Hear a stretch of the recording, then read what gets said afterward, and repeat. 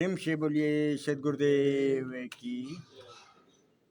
आज विवेक चूड़ामणि विशेष ग्रंथ आज गुरु शंकराचार्य जी का, उसमें आज चलते हैं चतुष्टय साधन क्या है।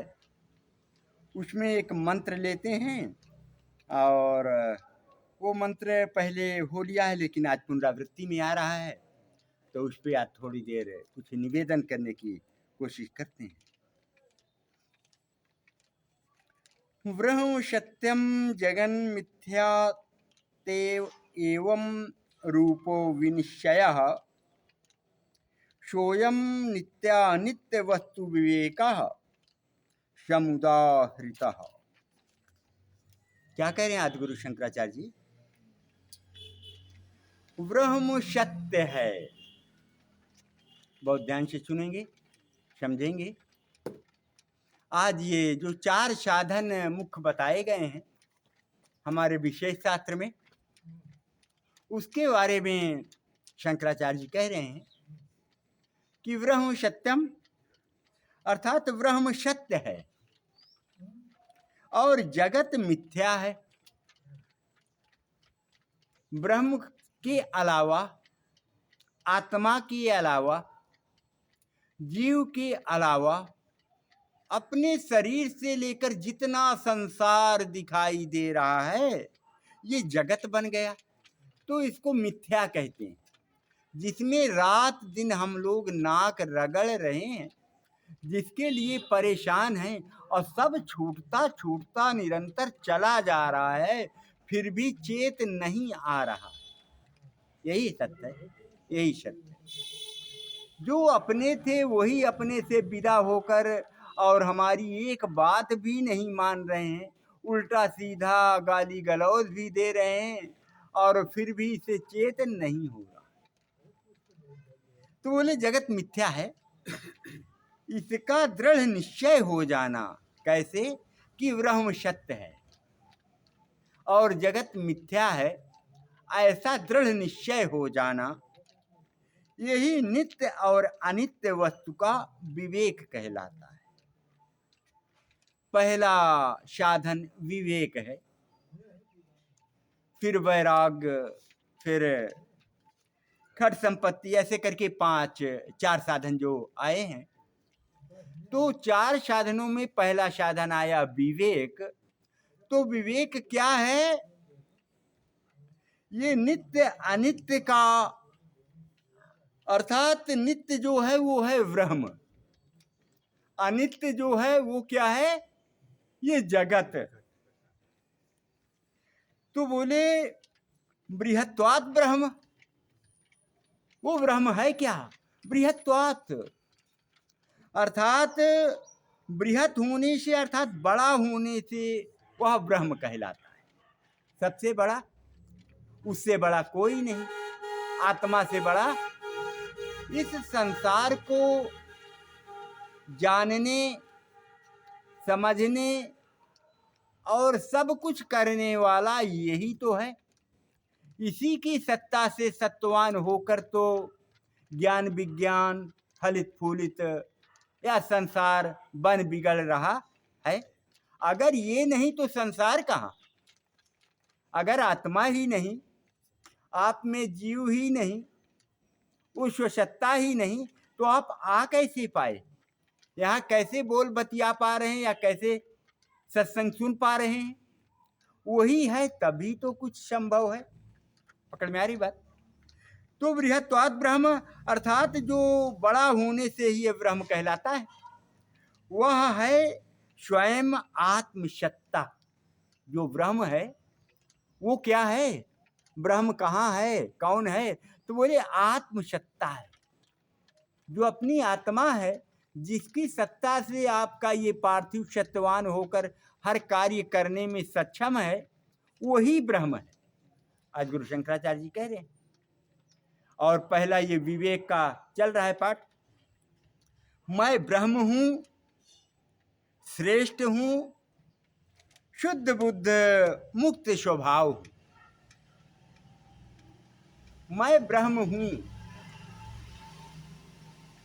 ऐसा अगर मैं कह रहा हूं कि मैं ब्रह्म हूं, तो ये कह कौन रहा है? मैं अगर शरीर हूं तो शरीर तो कह नहीं रही। शरीर तो 5 भूतों का संघात से जड़ है, ये बना है, मिट्टी, पानी, अग्नि, वायु, आकाश से। तो अब ये तो बोल नहीं सकता है, इसमें कोई अलग से सत्ता है, वही तो कह रहा है मैं ब्रह्म हूं। बोले ब्रह्म कहाँ है, जानना चाहा, तो बोले ये कह कौन रहा है कि ब्रह्म कहाँ है? तो जो सत्ता कह रही है, आत्मसत्ता निस्वरूप कह रहा है कि ब्रह्म कहाँ है या मैं ब्रह्म हूं, वही तो ब्रह्म है। तो जब पहुंच गया तो अब ब्रह्म को ब्रह्म कहने की गर्ज क्या पड़ी? जब वो स्थिति में पहुंच गया तो आदि गुरु शंकराचार्य जैसे को मैं ब्रह्म हूं कहने की क्या गर्ज पड़ेगी? हम आपको समझाने की गर्ज है कि तुम जगो। अभी मैं तुम्हें बता रहा हूं कि तुम ब्रह्म हो, अपने को जानो कि मैं ब्रह्म हूं। तो मैं ब्रह्म हूं को जानो, तो जो आवाज निकल रही, जिससे निकल कर आ रही, वही तो ब्रह्म है, उसको जानो और उसको पहचानो। तो उस सत्ता को जानने के लिए बोले मैं ब्रह्म हूं, श्रेष्ठ हूं, शुद्ध बुद्ध मुक्त स्वभाव हूं, और सारा अनात्म जड़ जगत मिथ्या है। जितना संसार दिखाई दे रहा है इसको मिथ्या बताए दे रहे हैं, और इसी में हम रह रहे हैं, घर द्वार बना रहे हैं, बाल बच्चे फल फूल रहे हैं, और जीविकोपार्जन का साधन है, खा पी रहे हैं, और इसको मिथ्या बता रहे हैं। भैया इसको हम कैसे माने? ये तो बड़ी अटपट बात है। बोले ये है, था और रहेगा भी। ये संसार कहीं उड़ नहीं जा रहा है कि ये संसार नहीं रहेगा। ऐसा कोई समय नहीं रहा कि ये न रहा हो, और अभी भी है और आगे रहेगा भी। तीनों काल में है, लेकिन है कैसा? परिवर्तित सत्ता। आज जैसा है, अभी जैसा है, अगले पल ऐसा रहने वाला नहीं है। अभी देखो आप लोगों का यहाँ सत्संग चल रहा है, अभी 10 मिनट 15 मिनट के बाद ऐसा नहीं रहेगा, परिवर्तन हो गया ना।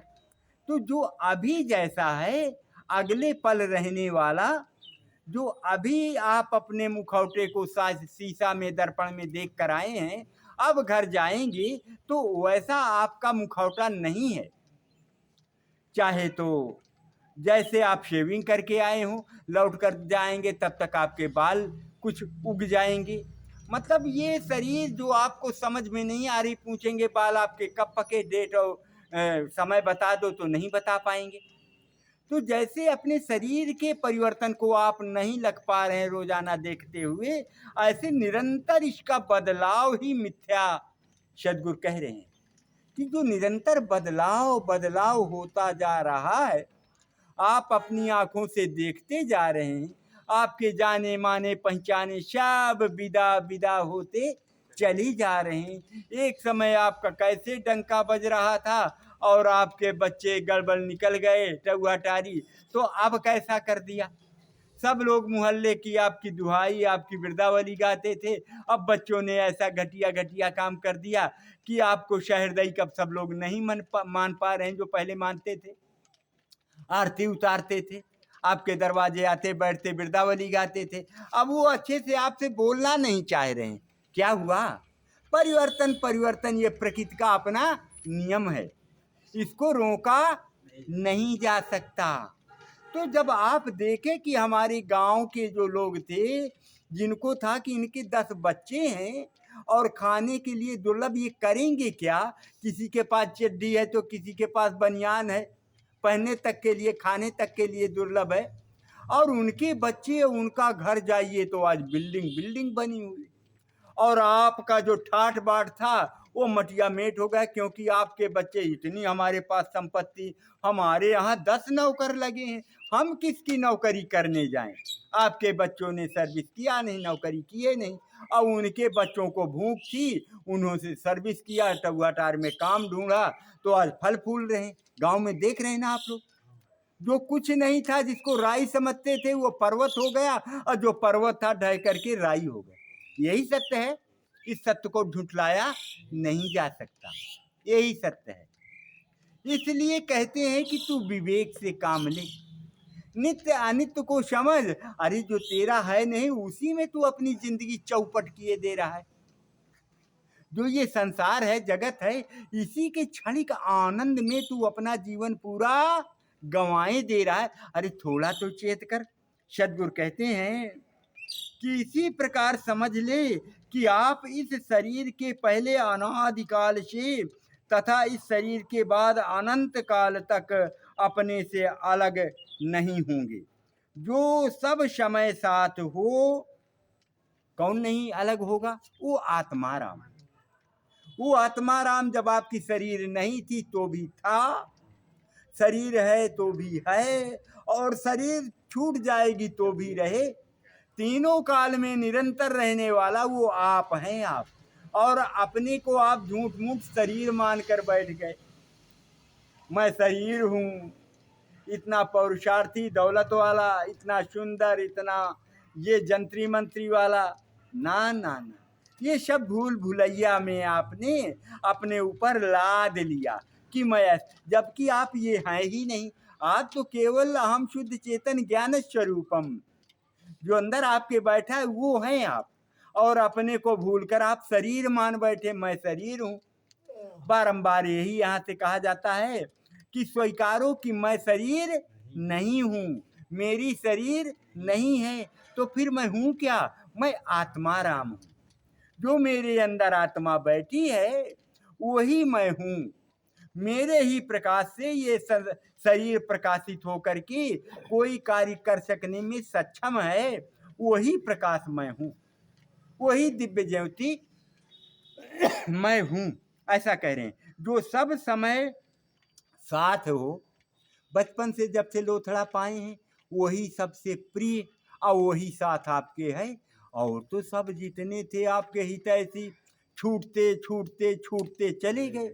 वो पत्नी पतना भी छूट गई, वो भी मान लो किसी किसी की बहुत पहले विदा हो जाती है, या ये पुरुष ही विदा हो जाता है, देवी या देवता में कोई एक विदा हो जाता है। तो जो सबसे प्रिय है इस संसार में, वो है कौन? इस संसार में जो सबसे प्रिय है आपका, वही आप हैं, वो है आत्मा। आत्मा से बढ़कर इस संसार में आपका कोई प्रिय, वही आत्मा स्वसत्ता, निज स्वरूप, आत्मसत्ता आप ही हैं। वही आप शरीर नहीं हैं। इसी के नाते, आत्मा के नाते ही आपकी पत्नी आपको प्रिय है। किसके लिए? आत्मा के लिए। आपके पिता, माँ, बेटे, बहू, जो भी आपको प्रिय लगते हैं, जिनको आप अच्छा मानते हैं, मात्र आत्मा के लिए। अगर आपका स्वार्थ उनसे ना चले तो किसी तरह से प्रिय आप नहीं माने। चाहे लड़का हो, आपको चार गाली देता है, डंडा लेकर दौड़ता है, तो वो प्रिय आपको नहीं है लड़का, लेकिन अब प्रिय नहीं है, वो दंड है। तो अगर जो भी हमें इस संसार में कोई प्रिय है, तो किसके लिए प्रिय है? मात्र आत्मा के लिए प्रिय है। पकड़ में आ रही बात? तो फिर आत्मा में ही क्यों ना हम बलिहारी जाएं, आत्मा की ही क्यों ना आरती उतारें, आत्मा की ही क्यों ना पूजा करें, आत्मा में ही क्यों ना अपनी वृत्ति को हमेशा वृत्ताकार करके रखें। उसको हम अधोगति में ले जाने के लिए कर्म क्यों करें? बहुत मुख्य बात है, इसमें बहुत जोर लगा के समझने वाली बात है। जो जिसके लिए हमें संसार प्रिय है, वो आत्मा के लिए ही हम क्यों ना कार्य करें। संसार के लिए किए तो सब छूटता छूटता छूटता चला गया, और कुछ भी हाथ नहीं आया। तो जिसके लिए संसार प्रिय था, जान लिए सद्गुरु सानिध्य में आकर, तो उसी के लिए अब क्यों ना कार्य करें। अर्थात आत्मा को अधोगति में न जाने दें, हम लोग आत्महत्यारा ना बन जाएं। इसी को चेता रहे कि नित्य अनित्य को जान, यही विवेक है। नित्य अनित्य को जानेगा तो यही विवेक है, यही ब्रह्म है और महान है। कौन? जो अपना परम सत्य है और वह है स्वस्वरूप चेतन आत्मा, यही तो ब्रह्म है। इसके अलावा ब्रह्म कहाँ है? कौन है? कोई नहीं। इसलिए सद्गुरु कहते हैं कि मुझसे जो कुछ पृथक है, मुझसे अर्थात आत्मा से जो पृथक है, वह पांचों विषय का जड़ दृश्य है। आँख कान नाक त्वचा जीवा और शब्द स्पर्श रूप रस गंध, ये पांचों इसके विषय। तो ये मेरे से पृथक हैं, ये जड़ के हैं। और जड़ निर्मित पदार्थ प्राणियों के शरीर आदि सारा दृश्य मिलकर छूटने वाला है। आज मिला तो कल छूट जाएगा। इस जीवन के आरंभ की बातों से याद करें, आपके पास कौन सी जड़ वस्तु स्थिर है जो बचपन में था? आपका लोटा गिलास थाली थी, है क्या? पहले तो तांबे पीतल के और कांसे के फूल की थालियां थी, कोई है क्या? कुछ नहीं रहा। वो बचपन के कपड़े लत्ते हैं क्या? कुछ सब छूटता छूटता, घर द्वार पहले गांव में था, अब तो प्रयागराज में डटे पड़े हैं आप। वो सब जाता जा रहा है, छूटता जा रहा है, और फिर भी उसी को माने और अपने को हम बिखेरे पड़े हैं। तो सद्गुरु कहते हैं मैं सत्य हूँ और मुझे जो कुछ मिलता है वो मिथ्या है। जो मिला है, ये शरीर मिली है तो ये भी मिथ्या है, आज नहीं तो अगले पल छूटने ही वाली है, मिथ्या है और व्यर्थ है, बिखर जाने वाला है। मैं नित्य हूँ और जो मुझे मिलता है वह अनित्य है और बिखरने और छूटने वाला, चाहे जितना प्रिय मान लेना वो सब छूटने वाला है। वही सबसे ज्यादा धर्मपत्नी प्रिय, लेकिन वो भी केवल मतलब स्वार्थ लाग कर ही सब प्रीति सुर नर मुनि सब की, या तो वो स्वार्थ लगा करके अपनी आत्मा के लिए आपको प्रिय है, आपको अपने आत्मा के लिए पत्नी प्रिय है, उसके लिए प्रिय नहीं है। समझ में आ रहा है? इसलिए और जो मुझे मिलता है वह अनित्य है, मैं सत्य और मिलकर बिछुड़ने वाला असत्य, और मैं सत्य। वह विवेक रखने से ही उपलब्ध जड़ दृश्य के प्रति मोह नहीं लगेगा। जब ऐसा विवेक रखेंगे, ये जो सामने संसार का पसारा दिखाई दे रहा है, ये तो सब छूटता ही जा रहा है, ये मेरा कुछ है नहीं, मुझे देगा नहीं, और इसी के क्षणिक आनंद में मैं अपना अमूल्य समय व्यर्थ में गंवाई दे रहा हूँ। तब लौटेगा, तब अपनी आत्मा को पहचानेगा, तो अधोगति में ले जाने के लिए कोशिश नहीं करेगा। अब इसकी अर्चना वंदना आरती करेगा तो ये तो दिखाई नहीं दे रहा है, इसकी कैसे सेवा करेगा, कैसे रबड़ी खिलाएगा? तो इसके कर्मचारियों द्वारा इस शरीर के कोई गलत कर्म ना होना, जिसको आत्मा प्रकाश दे रही है, अगर ऐसा रोक लिए तो उसकी पूजा हो गई। जो वो प्रकाशक है, आत्मा है, जो मैं हूँ, ये प्रकाश जिसको दे रहा है, ये कर्मचारी गलत गलत काम ना करें तो उसकी अर्चना वंदना पूजा हो गई। ऐसे तो सद्गुरु विवेक से नित्य अनित्य को बता रहे हैं। इस मंत्र में कुछ देर निवेदन करने की कोशिश मैं किया। प्रेम से बोलिए सद्गुरुदेव की। अहम शुद्ध चैतन्य ज्ञान स्वरूपम अजर हम अमर हम अखंडम अनूपम, अहम शुद्ध चैतन्य ज्ञान स्वरूपम, अजर हम अमर हम अखंडम अनूपम। प्रेम से बोलिए सद्गुरुदेव की। आज के